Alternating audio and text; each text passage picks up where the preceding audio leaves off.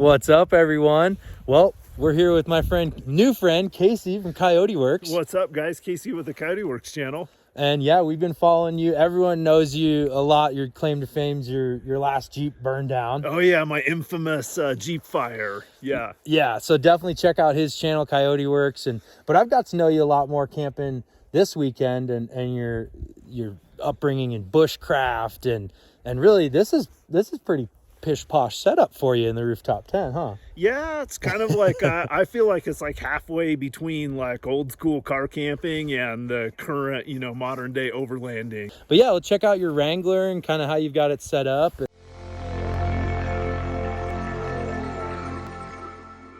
Man, my basic philosophy has been, and I know it's not the coolest thing in the world, but it's been add the least amount of stuff to it that I need to make it do what I want it to do, or make it more comfortable for what I do. So really, 2.5-inch AEV dual sport lift kit in it, so nothing fancy, just give me a little bit more ground clearance and enough room that my Nitto trail grappler 285/75/17s don't rub in there. So I think that's like a 34-inch tire, so nothing major, but again, it gets me everywhere I want to go.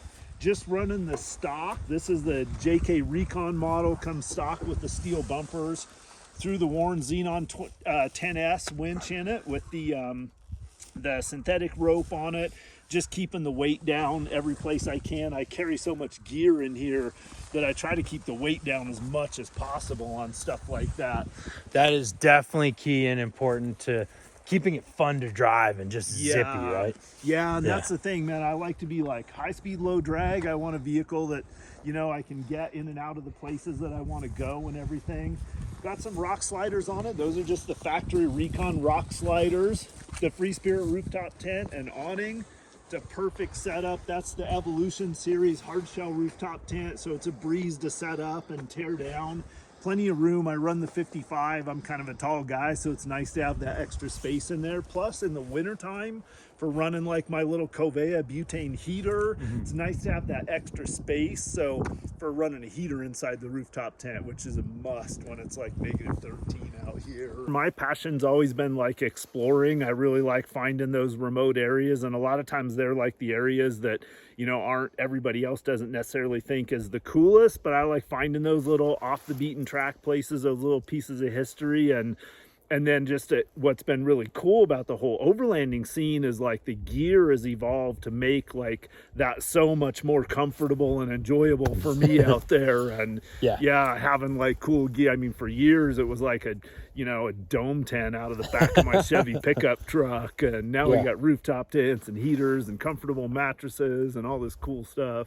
Yeah, it's neat to hear your background and how you've evolved. And we just met at the Lolo Overland event. So thanks, Lolo, for putting that on, bringing the community together. And you guys invited me. I feel like a part of the family now with your whole crew. So I appreciate it. For sure. Yeah, no, it's been a pleasure having you along, man. Yeah, it's been fun. I love my rooftop tent. Hard sides are all just the way to go. But yeah, I woke up this morning and I was actually peeking out. I was like, that thing looks tall, man. That looks awesome. It's nice. It's tall enough that I can kind of get up on my knees for, changing clothes and stuff like that.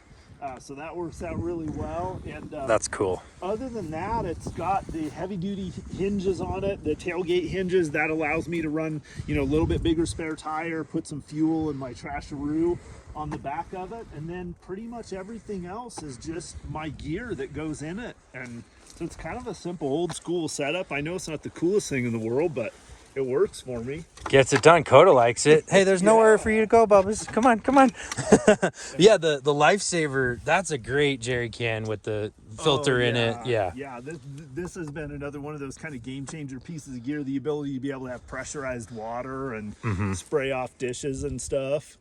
Yeah, those things are awesome. I'll link that below too, because I've run that and I love that water tank. And the chainsaw. You and Jason are huge on the wood chopping and making sure you always have a good fire, so we've appreciated that, keeping us warm out here. Oh yeah, I love the winter camping is awesome, but like Jason and I were talking about in the old days, man, we used to spend most of our time processing firewood with our little silky saws and our axes and stuff, which is cool going old school woodsman, but Man, the Makita dual battery 18-volt 16 bar electric chainsaw, man, that gives me about 20 minutes or so of cut time, and I can cut all the firewood I need for a couple of days camping with one set of batteries. Yeah, it's good to see you with the electric. I have an electric chainsaw at the property. I don't carry it with me. Yeah. But Jason's got the gas, which sounds really cool, but you know, you don't have to clean the carb with this. So that's the thing. Did you run gas too, or did you go straight? Well, a long time ago, I had a gas chainsaw, and then I went away from chainsaws altogether because I just got tired of having the gas and the oil like inside my rig and everything, and so I didn't use a chainsaw until the electric ones started getting good. And now, but it's so nice. You're not mixing gas, you're not dealing with the 2-cycle oil and everything, and have that gas smell inside your rig all the time. So yeah, no, I love the electric, and even with some solar, like you can keep those things charged. You got a couple batteries. I've never run through 2 batteries in one day, even chopping full trees down at the property. So yeah, so that's it, man. That's my setup. I notice you have kind of this is my kitchen right here. It's about the same size box as you run for yours, and this is just one of those front runner boxes. But I mean, that's my entire kit. And that's even got probably almost a couple of days worth of food in there. Dude, I've been wanting to try this biscuits and gravy from Peak. No, take that one. You sure? Yeah. Oh man, take one. Really? Man. Oh man, well I appreciate there's you. Like 3 of them in there. There's another one right there. Oh well, man, I'll have to make another video and shout you out on that too. I've been meaning to try this because the what is it? The Mountain House. That one's actually pretty good too.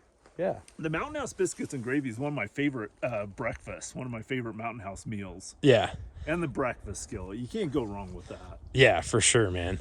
Well, that's awesome. Yeah, thanks for giving us a walkthrough of the rig. And where's your next? Oh yeah, the Rhino rack too. That's what's holding the FSR up there. Yep, running the Rhino rack backbone system, and that kind of mounts as a metal frame that goes inside there, provides some strength to it. It does bolt through the roof rack. You drill through the roof rack, right? Yeah. Yep. That's drill through the roof. And it's got it's got a static weight limit of like 800 pounds or something. So no worries about a rooftop tent. But the other thing I like about it is, again, it's lightweight. It's a really lightweight rack system. And with all the gear that I carry in my rig, I like to keep the weight down as much as possible. Definitely. Yeah, that's key. Can we take a peek in the tent, or is it I don't know if you've got it ready? No, it should be fine. Nice. You can edit it out if like my key bottle's laying there. Right? Oh yeah, there you go. So you got a little inflatable cot, and then of course the mattress on here. Yeah, that's cool. And I like how is that a little attic up there kind of thing? Or? Yeah. Oh, neat. And then the pockets, of course, you can store stuff, and little side windows. Yeah, I like how this thing overhangs a little bit, so if you do have some rain or some snow, it's not going to be right here, which is nice. A little bit of an awning type thing. It's just enough to give you a little bit of cover over that edge of it.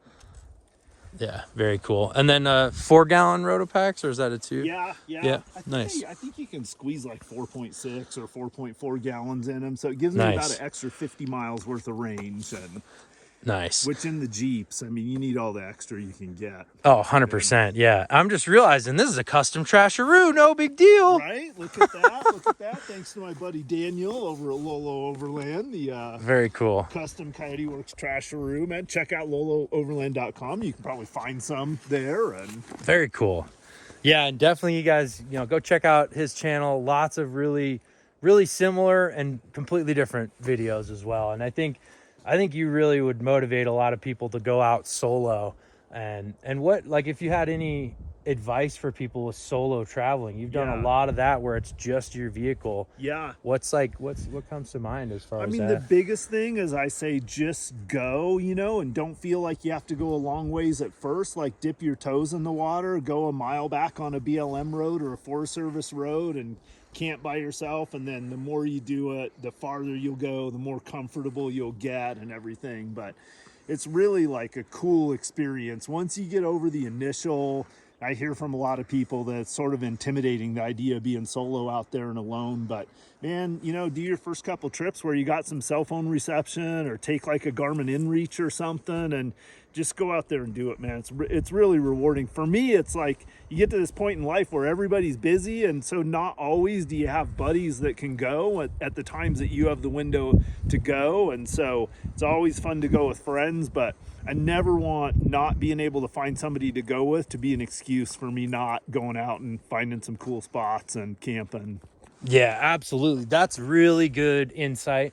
And I'll be honest, when I first started solo camping, I kind of was like feeling like for lack of a better word, kind of feeling like a loser. Like, what, do you not have any friends to go with you? Or do you not? And the reality was I had plenty of friends. They didn't want to go with me, or they couldn't. Yeah. And so getting out there alone is so cool because, you know, and I'm traveling a lot with Julie now, which is really awesome.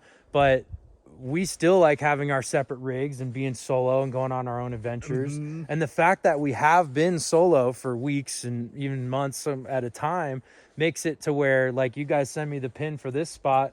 That's all I need. I don't need to try to get more information about it's just because I feel comfortable alone. So I could show up here and oops, it was the wrong spot. Yeah, no big deal. And it makes it so much easier for us all to get together when we all have that level of comfort too, because we literally just threw up a little Instagram group chat, throw a GPS pin on there, throw a Gaia pin on there, and then you know, whoever shows up, man. You don't have to worry about explaining, you know, turn right on this road or whatever. It's like, here's the pin, and we all got enough of the basics to figure it out. And yeah, if you feel like, I've talked to people who feel, and I felt this way with camping before, like it's so much work. Well, if you get out solo enough, it's really not. Yeah, it's a beautiful thing. So the funny thing is, I always think about the answer to so many of the questions that people have about getting into camping or overlanding. The answer to so many of the questions is just to do it. Yeah, it's right here. Like the answer is just do it and you'll figure it out. Like that's the thing. Yeah, 100%. No, that's a good message to end on for sure. So yeah, thank you again, Casey, for, you know, your willingness to kind of let me hang out with the group and show us the rig. And I can't wait to do some more trips with you, man. Yeah, me too, man. Been really cool meeting you, and thanks to Lolo Overland for putting the event together where some of us could come together. That was awesome, man. Yeah, way cool. And I think I mentioned it in your video. If it was mine, I'll edit it out again. But like, I've heard some people talk about rigs and coffee, and there are some people that are very anti, like, oh, if it's a meetup on pavement, I'm not going. And I like to we both seem to be very open-minded to, like, you can meet people anywhere, and that got us out here. So these events are really neat to a lot of newer people getting into it, and then, you know, more seasoned people to connect. For sure. Yeah. Well, make sure you're checking out Casey's channel, Coyote Works. And of course, you got to be subscribed here at Down to Mob. And we know that you're down to mob now. Totally down to mob. The only question is, are you down to mob?